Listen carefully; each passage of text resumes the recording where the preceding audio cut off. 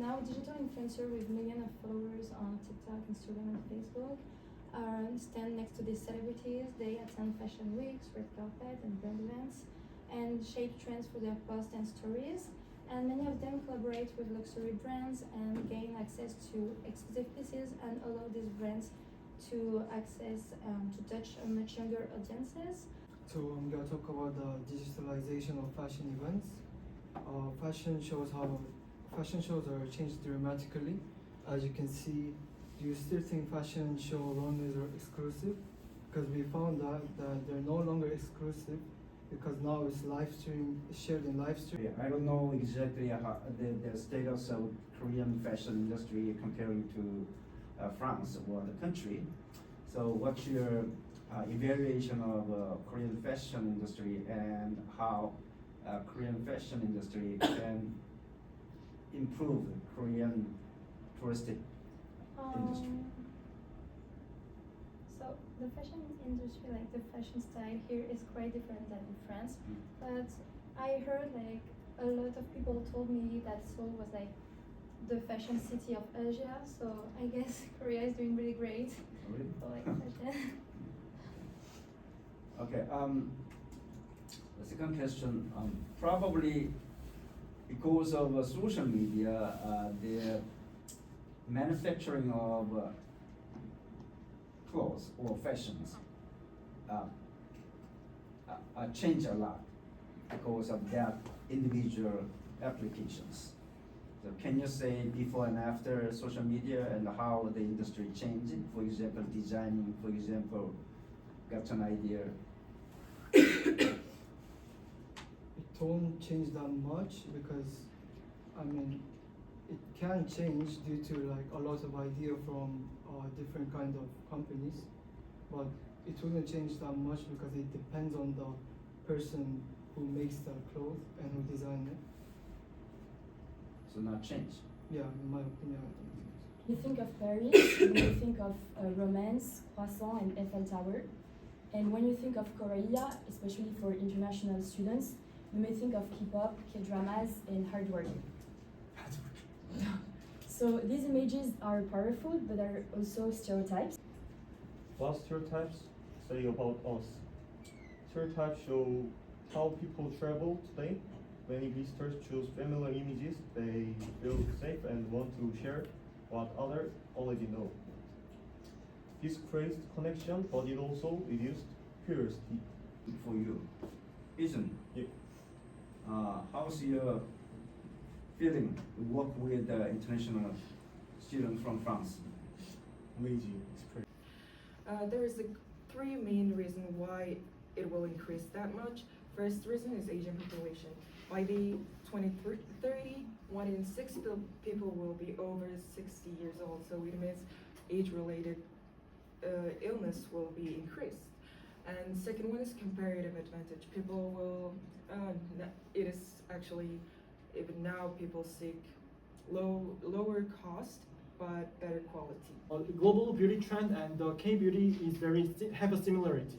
Because of the wellness, global trends now value healthy and a natural skin than the over heavy makeup. So that perfectly matching with the K-beauty's glass skin.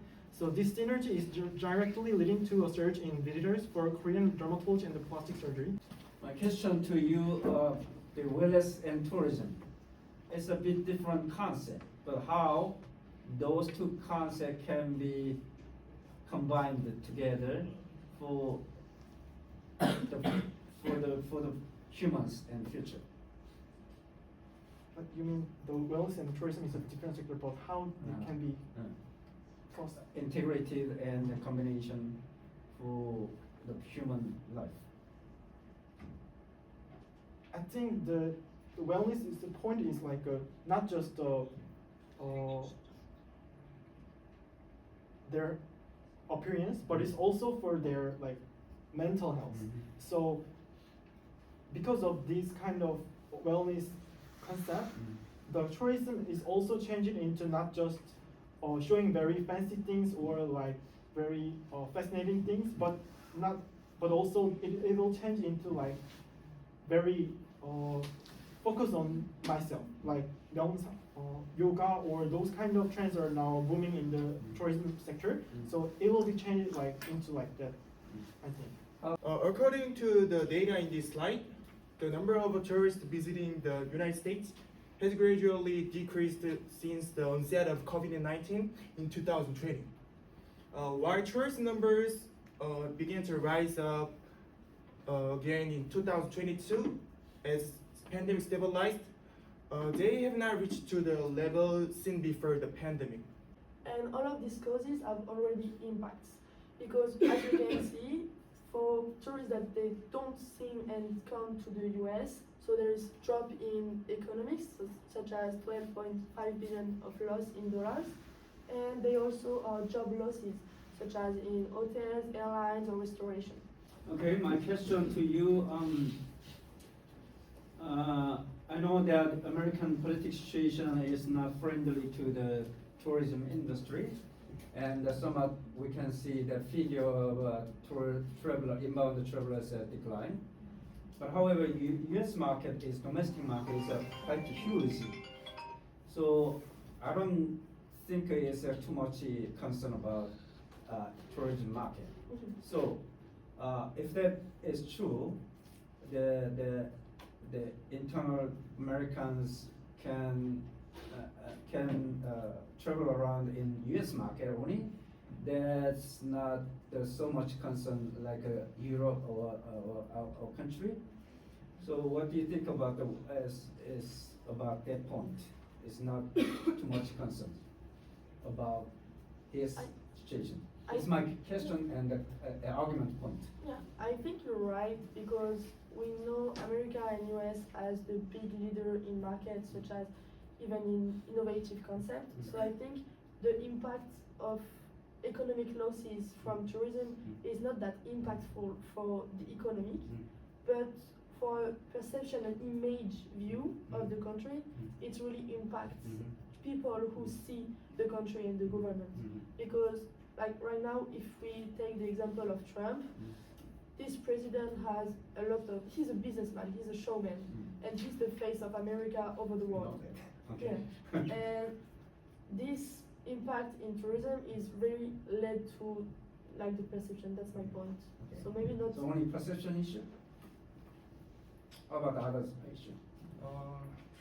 I think the United States market is so big and leader of world about worship, but I think this is just the short-term sides. In long-term sides, travel and perception of the United States is so important. I think. Some impacts of over-tourism include pressure on public services.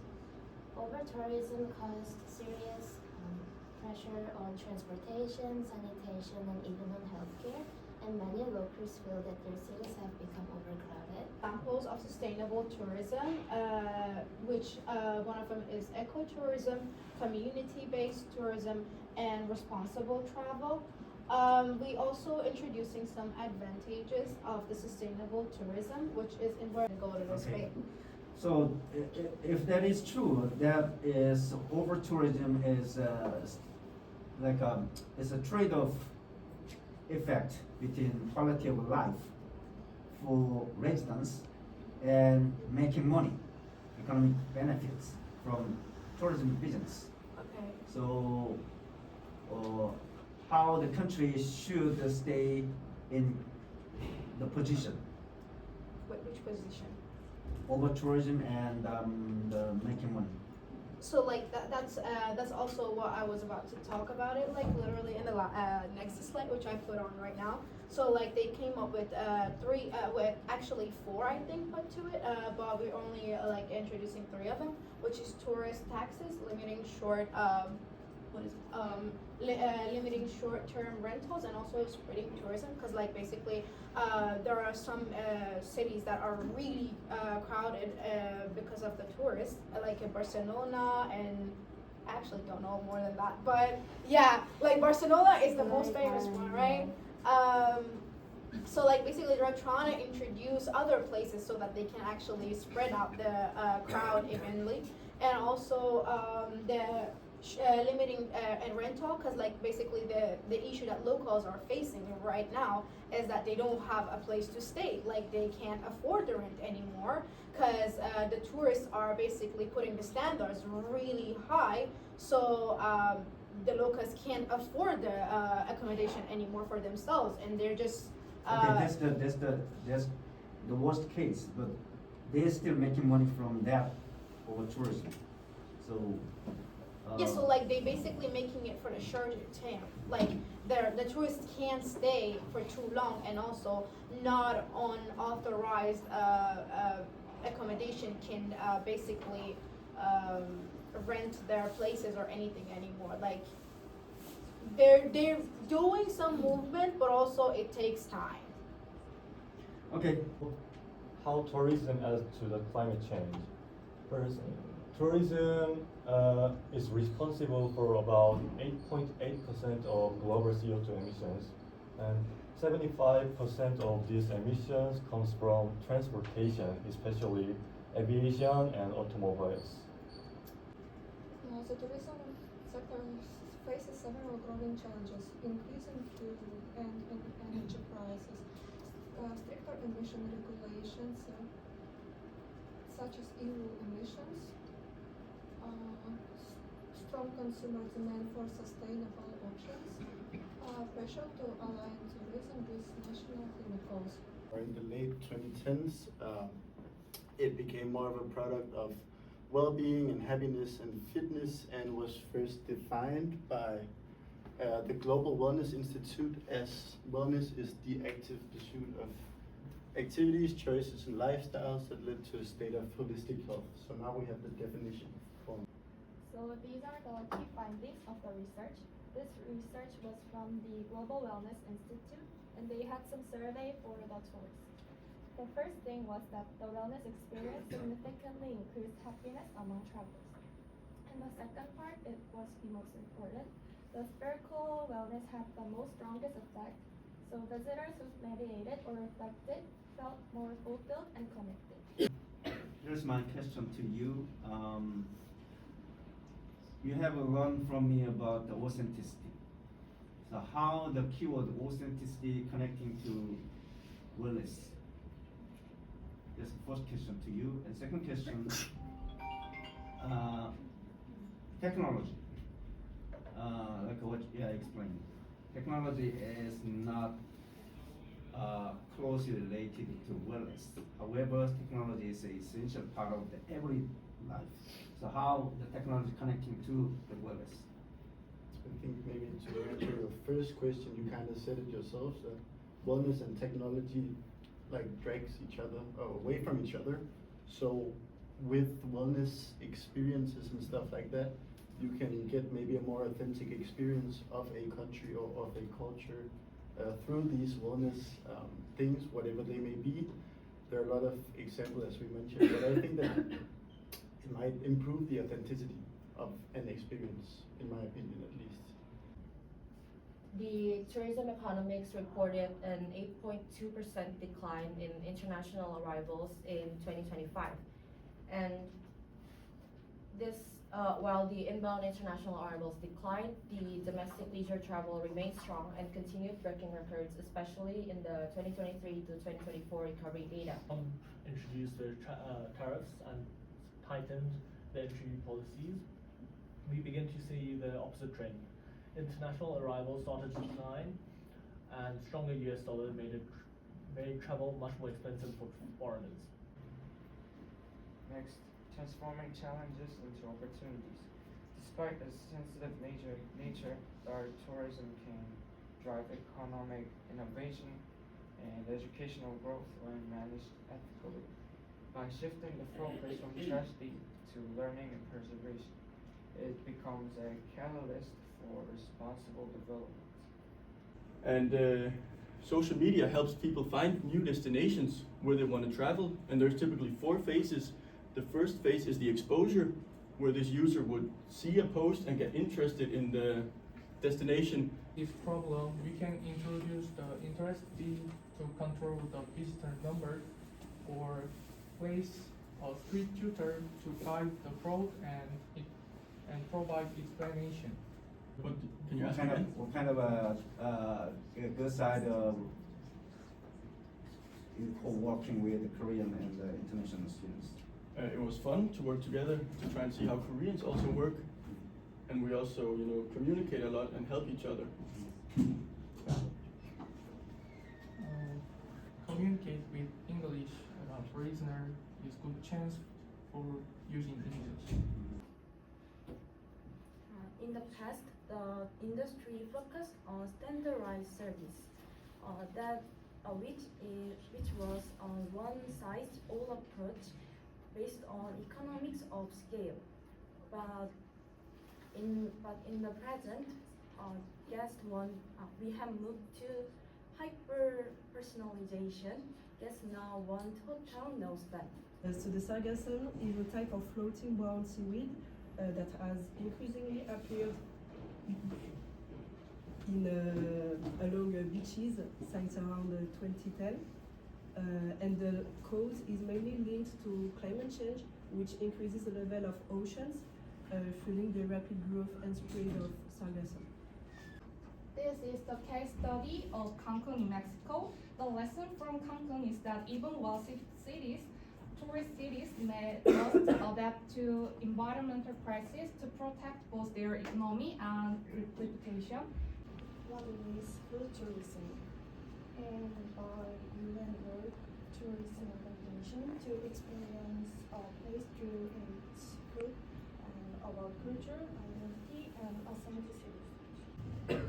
So technology is central in this evolution, like AI algorithm, personalized food tourism inspiration, also augmented reality and virtual reality now offer virtual food tours, and in the future, AI, ethnics, and tourism policy must work together to regulate digital influence. Okay, here's my question for you to you choose TikTok for communication channel, choosing dining selection and food tourism. Why do you believe TikTok is one of the most powerful communication channel? Any other Instagram or YouTube Shorts or other the communication channels? Because, for example, personally, for my case, when I want to find a place to bring some food, I always search on TikTok, and it always helps me to find something. So, and when I try on Instagram, I think the algorithm is less better than TikTok. So you think TikTok is most powerful, persuasive marketing channels for dining selection than the the YouTube Shorts? Yes. Why? Because it's a very similar channels style. Yes, it's very similar. You can also find on YouTube, but like on TikTok, I think most, for example, influencers work with other restaurants or marketplace on TikTok. So do you think that is a market or Netflix network power of their TikTok's users numbers? Yes. Okay. So. As a schema, why limiting plastic matters? First, environmental protection. Hotels use a lot of single-use plastic. In fact, the global hotel industry generates 150 million tons each year, and a lot of that ends up in the sea. Putting plastic in hotels is challenging, but it's very necessary. It requires new ideas, strong regulations, and guest experience. In turn, hotels benefit from lower waste costs, higher guest satisfaction,